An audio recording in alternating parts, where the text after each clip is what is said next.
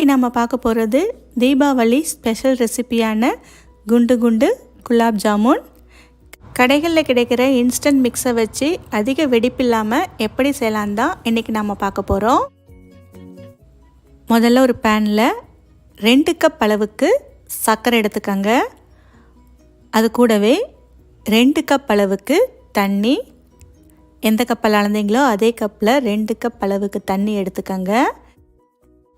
இப்போ அடுப்பை மீடியம் ஃப்ளேமில் வச்சு இந்த சர்க்கரை தண்ணியில் கரையிற வரைக்கும் நல்லா கலந்து விட்டுட்டே இருங்க. குலாப் ஜாமுனுக்கு எந்த விதமான பாகுபதமும் தேவையில்லை. சர்க்கரை தண்ணியில் நல்லா கரைஞ்சி ஒரு 3 நிமிஷம் மட்டும் மீடியம் ஃப்ளேமில் வச்சு கொதிக்க விடுங்க. 3 நிமிஷம் நல்லா கொதிச்சாலே போதும். கொஞ்ச நேரத்துலேயே பார்த்தீங்கன்னா சர்க்கரையோட நிறம் லேசாக மாறி வர ஆரம்பிக்கும். லேசாக தொட்டு பார்த்தீங்கன்னா பிசு பிசுப்பாக இருக்கும். இதுதான் சரியான பதம். இந்த சமயத்தில் நம்ம ஸ்டவ்வை ஆஃப் பண்ணிவிட்டு கொஞ்சமாக குங்குமப்பூ சேர்த்துக்கங்க. ஒரு 3 ஏலக்காயை தட்டி சேர்த்துக்கலாம். உங்கள்கிட்ட ரோஸ் எசன்ஸ் இருந்துச்சுன்னா கொஞ்சமாக சேர்த்து ஒரு முறை நல்லா கலந்து விட்டுக்கங்க. இப்போ இதை மூடி போட்டு மூடி வச்சிடலாம், அப்படியே இருக்கட்டும். அடுத்து 1 கப் அளவுக்கு குலாப் ஜாமுன் மிக்ஸ் அளந்து எடுத்துக்கங்க. நீங்கள் எந்த பிராண்ட் ரெடிமேட் மிக்ஸ்னாலும் யூஸ் பண்ணிக்கலாம். இப்போ இந்த மாவை லேசாக சளிச்சு எடுத்துக்கங்க.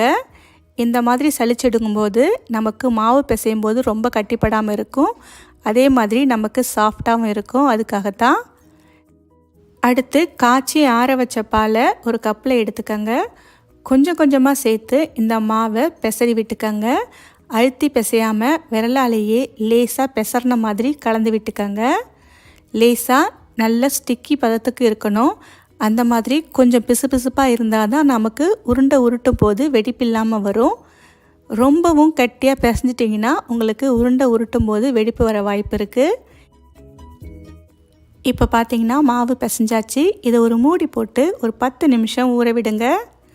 10 நிமிஷத்துக்கு அப்புறம் திறந்து கையில் நெய் தடவிட்டு ஒரு சின்ன நெல்லிக்காய் அளவுள்ள மாவு மட்டும் கையில் எடுத்துக்கங்க. உள்ளங்கையில் வச்சு லேசாக வெடிப்பில்லாமல் உருட்டிக்கங்க.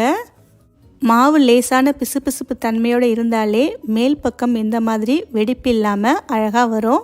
இதே மாதிரி எல்லா மாவையும் சின்ன சின்ன உருண்டையாக உருட்டி வச்சுக்கோங்க. அவ்வளவுதான், ரெடி ஆகிடுச்சு. அடுத்து ஒரு பேனில் எண்ணெயை சூடு பண்ணிக்கோங்க. எண்ணெய் பார்த்திங்கன்னா மிதமான சூட்டில் இருக்கணும். இப்போ நாம் உருட்டி வச்ச உருண்டைகளை பேட்சாக சேர்த்துக்கோங்க.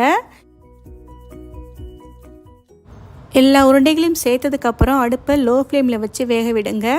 எண்ணெயோட சூட்லேயே அது நல்லா வேகட்டும். கரண்டியை வச்சு லேசாக இந்த பக்கமும் அந்த பக்கமும் திருப்பி விட்டு வேக விடுங்க. இப்போ பார்த்திங்கன்னா உருண்டைகள் நல்லா செவந்து வந்துடுச்சு. நாம் லோ ஃப்ளேமில் வச்சு வேக வச்சுருக்கோம். அதே மாதிரி சின்ன சின்ன உருண்டையாக உருட்டியிருக்கோம். அப்படின்றதுனால உள்பக்கமும் நல்லாவே வெந்து வந்திருக்கும். அதனால் இந்த கலர் வரும்போதே நாம் வெளியே எடுத்துடலாம். எண்ணெயிலேருந்து வெளியே எடுத்ததுக்கப்புறமும் அது நிறம் மாறும்.